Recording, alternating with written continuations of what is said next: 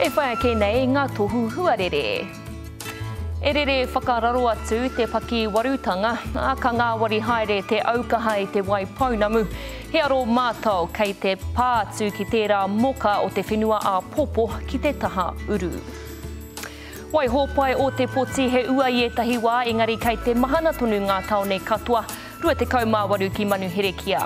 O ki tika mawhira whakatū, he rangi ka puapua he hau angiangi noa, kei a whakatū te pā mahana teitei. Te tihi o maru ka uaina pea koutou, engari haka tere ki wairau, whiti mai ana te rā, he hau mahana hoki.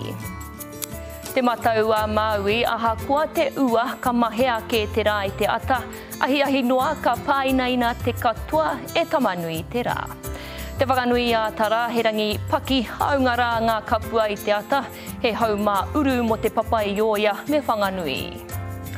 He rangi mokopuna mo e nei rohe katoa mai i taupōnui a tia ki tauranga moana, he ua taratahi pea ki rotorua i te ahi. Kirikiri roa me whitianga he rangi a tāhua te tai tokerau, mā ngā kapua koutou e tiaki e ngā hihi a tamanui te rā. Ka rere atu te aukaha i runga i te Waipounamu a te Praire, he haukaha no te uru ka kaha pātu ki te whenua katoa a te Rawiki.